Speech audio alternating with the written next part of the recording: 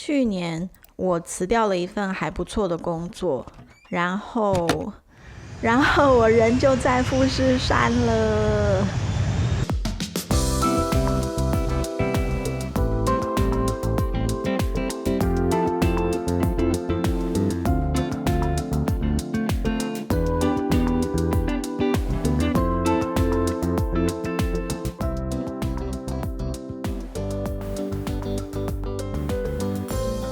我一直很想要在日本做长时间的旅行，那既然现在有这个机会了，就想要走得更自由自在一点。于是我们就有在日本骑小摩托车到处跑的这个念头。那在很多人的帮助之下，这个念头真的变成现实了。所以真的很谢谢朋友们的帮忙。结果我们就在日本买了一台110cc 的小摩托车，骑了80天，跑了很多计划以外的地方。那途中我看到了很多美丽的风景，也遇到很多热心有趣的人，还有好可爱的狗狗猫猫。所以回来之后，我就想要把这些经验值陆续做成影片，算是做个记录，也做一个分享。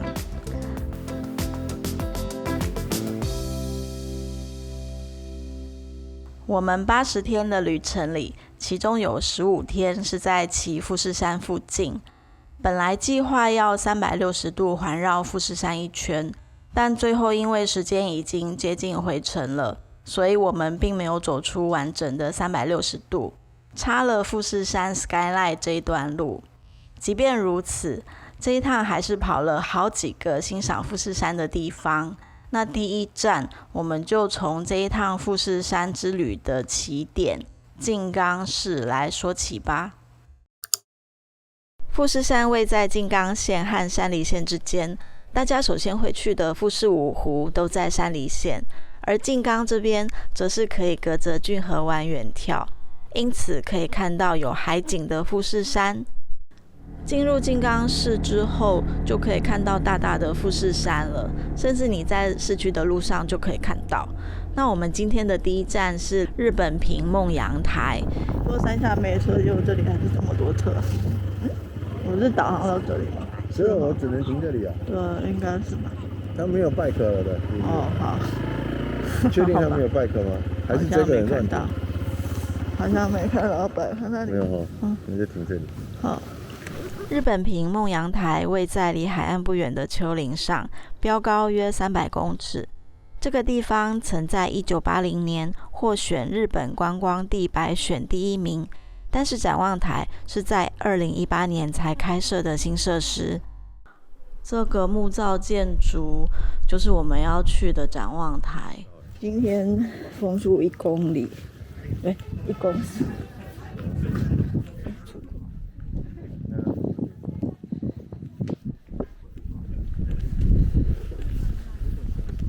这个展望台总共有3层楼，1楼就有落地窗，可以坐在这边看富士山放空。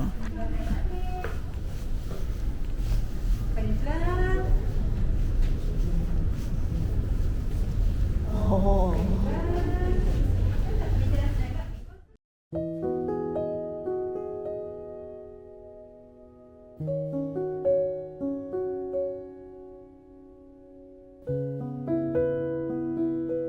那2楼是面对富士山这一侧的景观咖啡厅，好可惜我们今天时间不够，不能进去坐一坐。然后3楼就是最多人直奔的露天展望台了。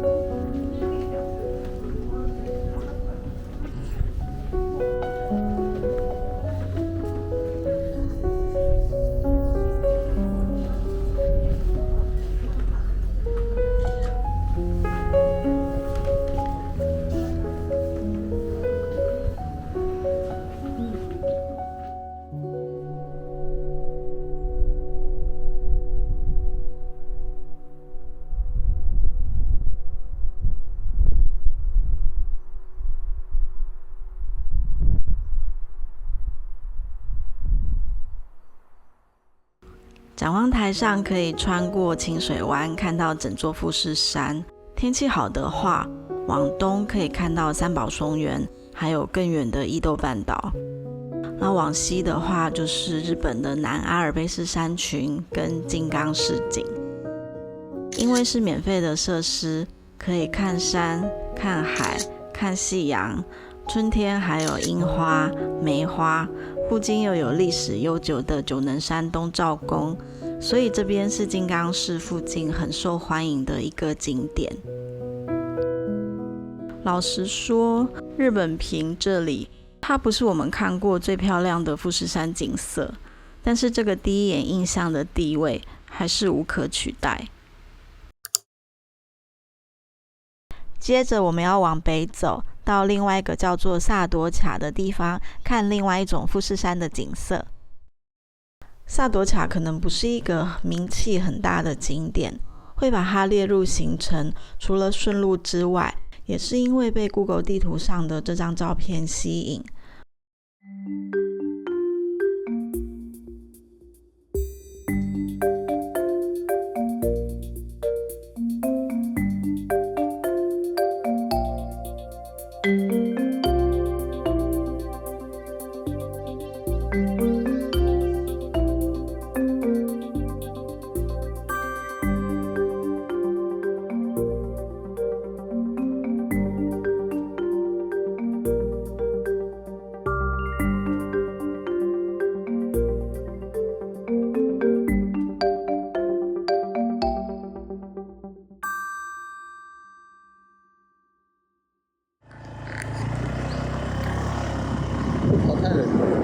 到底在哪里找到的？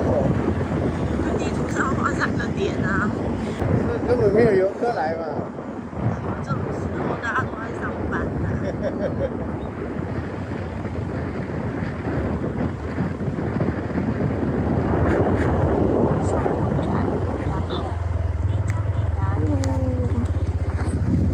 那这里才不是人文景点欸。这里还有厕所哎。对啊，你看有5台车。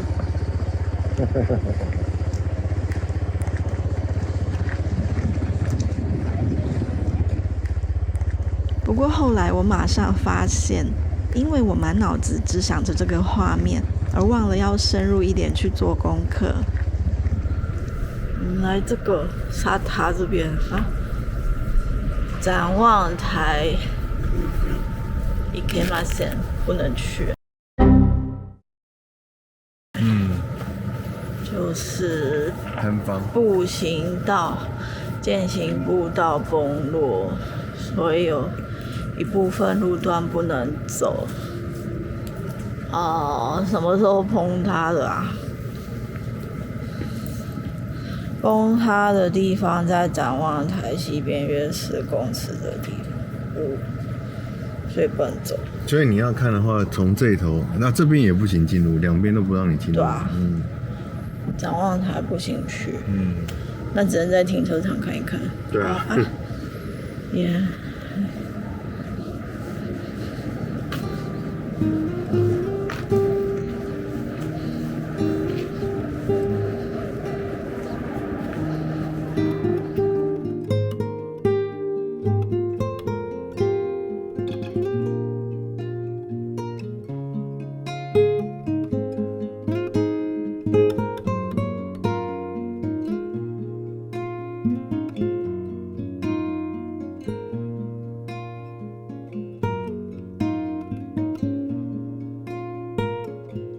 因为被树挡住了，我只能看到一点点的道路，但是这里的富士山就已经蛮大了，这让我更期待越来越靠近富士山之后会是怎么样的风景。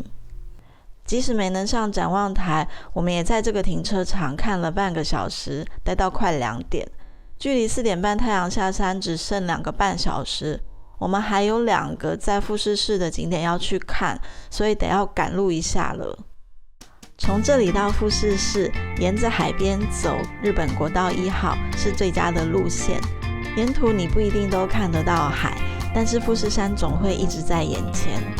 阿顺这一台110cc 的小摩托车载着我们行驶在国道1号快速路段上，而且一路都有富士山相伴，这一刻的感觉真是太奇妙了。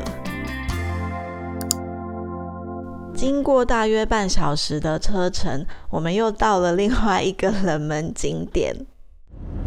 这边看得好清楚哦。你要看吗？要。可是这里不可以下去耶。没关系啊，这边就可以了。要不要停下来？好啊，我想说阿顺跟他拍一下照。下面那条路好像比较没有人哎。哦，我下去好了，我下去。哦，好。可是快到了。对啊，所以我说我们快到了。好，那没关系，我们直接去棒球场好了。这里是富士川河床地旁边的一个棒球场附近。这里的特色是周围都没有阻挡物，视野非常开阔，所以可以看到疾驶而过的东海道新干线跟富士山。但缺点就是背景是个有点杂乱的菜园。这一段的铁桥，它没有水泥墙挡住列车，而且班次又多，几乎5到10分钟就会有一班经过，甚至有那种双向交汇的。其实要看新干线和富士山，再往东边走一点点，到这个地方视野会更好，而且4月来的话，可能还有花海可以搭配。但是因为下一个景点的停车场5点就会关门，我们得把握时间，所以就没有去东部市民 Plaza 这个地方，而是要赶在太阳下山之前到达下一个目的地田子浦港区公园。我们今天准备去那边看富士山的夜景。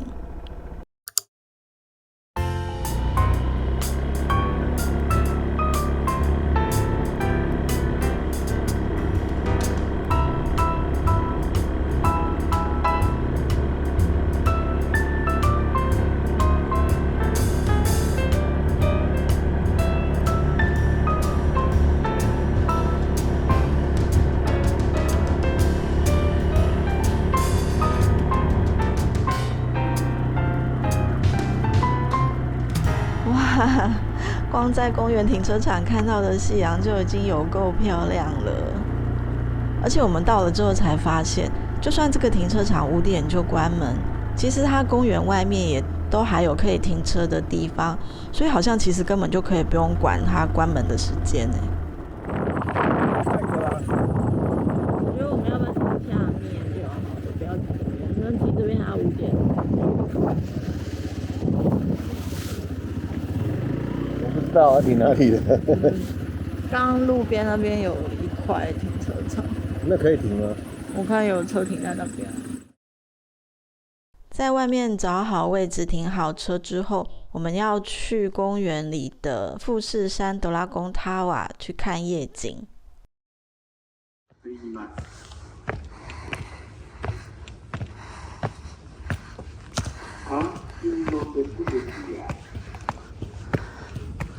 哇，这个还要爬好多层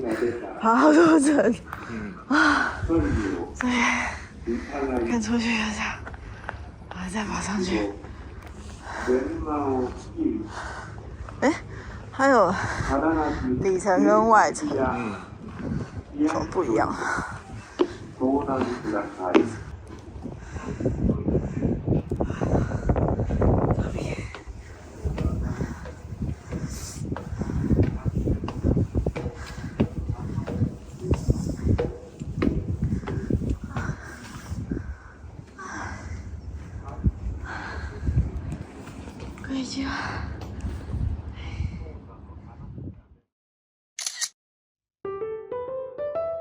田子浦港是离富士山最近的海港，它周围聚集了日本有名的造纸、食品以及化学工厂。田子浦港也成为这些工厂运送原料的港口。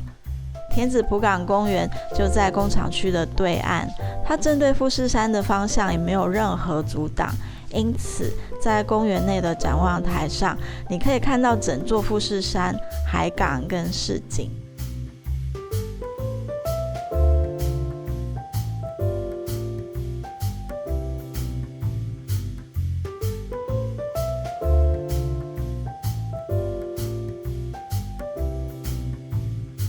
我个人觉得这里的夜景比白天还要漂亮，尤其是以富士山为背景的红白烟囱、储存槽、大货轮等等工业区的景观，跟一般繁华的市景相较，多了一点点奇幻的感觉。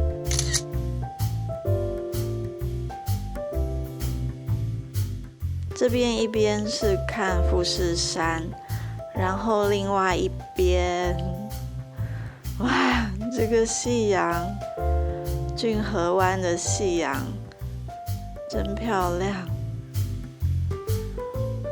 虽然很冷，可是还是想一直待在这里看呢。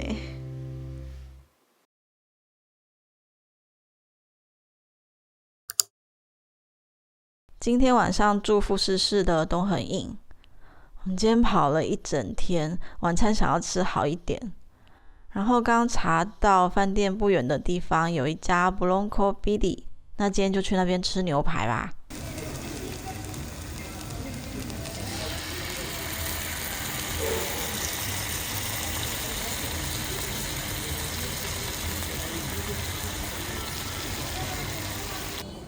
Bronco Billy 是日本的连锁牛排餐厅，它的牛排啊，我觉得吃起来很真材实料，那我非常推荐你可以来吃吃看。